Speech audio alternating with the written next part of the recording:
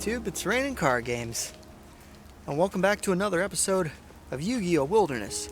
So for today's episode, we're going to be trekking through this frozen forest to see what kind of Yugioh wildlife is still active in this time of the year, and what cards are tough enough to take all of this snow. Let's get out there.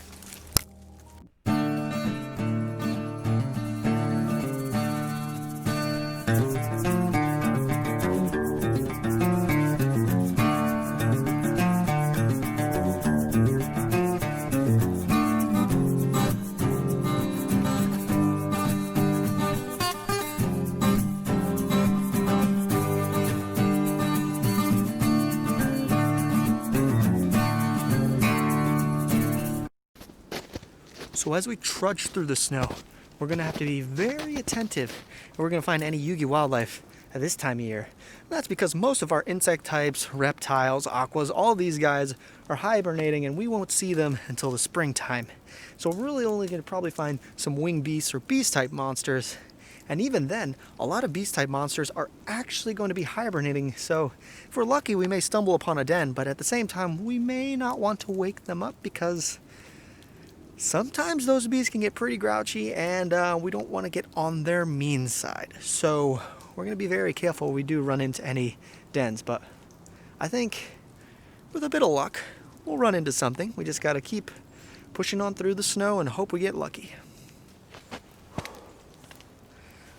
So logs are a very good access point to an underground network of tunnels that go throughout the entirety of the forest floor, because this snow is dense enough that small Yugioh wildlife can burrow underneath and stay safe from predators above, such as, if we're quick, there we go.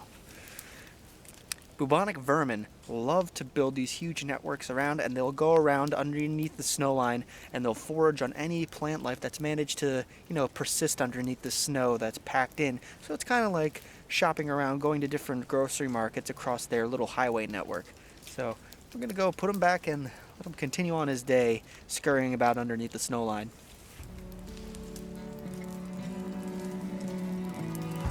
And onward we go.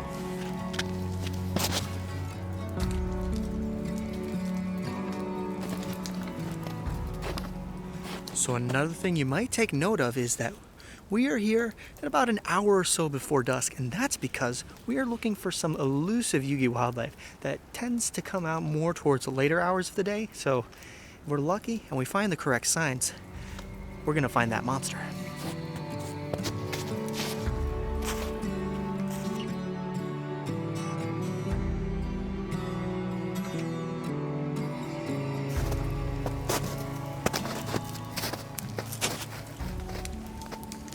Even in this frozen medicine, there are still a few plant monsters that can persist with just the right amount of sunlight, hitting the right spot, and they can poke on through that snow and somehow find a way to push on. Just don't get eaten by a bubonic vermin.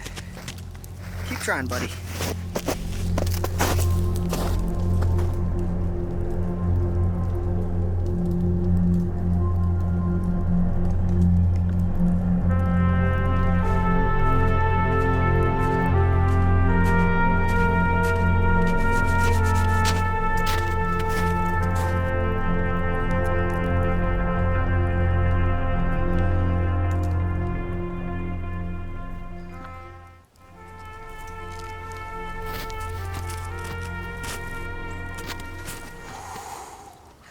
We better not disturb this one. We do not want to wake up an angry pandemonium bear.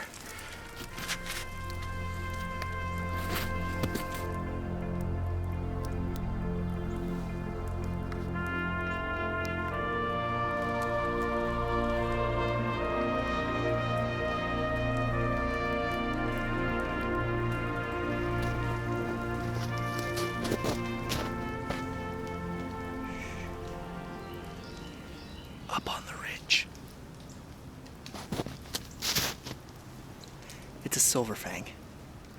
So this is a cousin of aloof lupine. It's an older species, and they like to live solitary, and especially up here in the north in these cold forests, they are quite if you're careful, you'll see them every now and then. But we have to keep a very safe distance, because they are highly territorial. So we're gonna move around this hilltop and try to avoid his scent, because otherwise he'll come after us. Wow, I just can't believe we are this lucky to get that close to one very, very impressive beast of the forest. Let's head on down that way.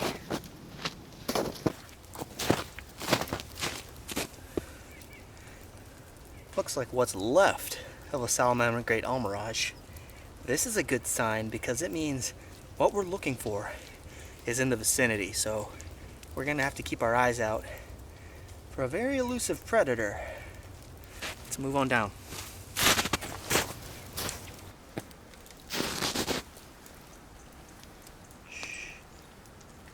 We have to be very quiet because we are fortunate enough to find a little chimera just coming out and probably getting ready to hunt.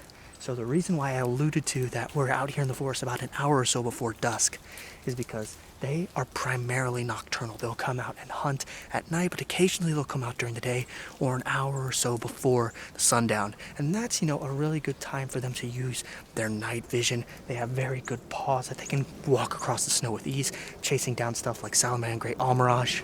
And now there are some people that do like to collect their cardboard and display them in a binder, but I feel like it's more better to leave them out here in the snow where they can roam around free and not have to worry about us trading card collectors. But so let's quietly move along here and hopefully don't scare any salamander great almirage so that this little guy can start hunting. Let's move on. So that's going to do it for today's episode of Yugioh Wilderness, but you guys know the drill. I am not going to let you out of here without a little bit of real-life Yugioh Wilderness knowledge. So, little chimera, the monster that we were chasing through the forest, and I was saying that it was an elusive predator, is based off of the Canada Lynx. Now, the Canada Lynx is a feline predator that is quite common throughout Canada, Alaska, and the northern contiguous United States of America. And there are other species of lynx across the globe that you can find in Europe and in Asia. However, we are going to be focusing on the North American counterpart. So currently, the Canada lynx is not an endangered or threatened species. However, it is a species that is being monitored in the more southern parts of its range due to habitat loss. And that's primarily because they like to live in thick boreal forests where there's plenty of room for them to den, to hunt. And they are rather elusive predators, so they do like to have their own privacy. Now, in terms of predation, I alluded to what they like to hunt when I was saying that little chimera likes to chase after salamander great almirage. The primary diet of the Canada lynx is the snowshoe hare. Now, they do go after other things such as smaller mammals as well as birds, but their primary food source is based on the snowshoe hare.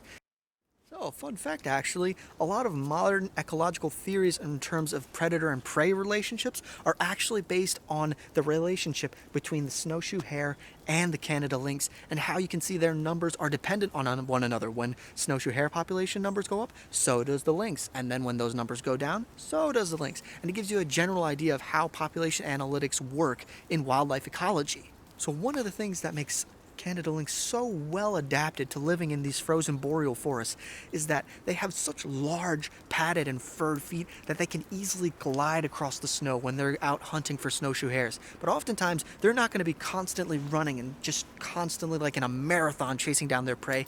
They're actually more ambush predators. They'll follow trails throughout the forest where they know that snowshoe hares like to move about, and they will wait in specific spots. And then when there's an open stretch where they can quickly sprint and catch the hare, that's where they make their move. And then once they capture the animal, they'll go for the throat and crunch down on the jugular.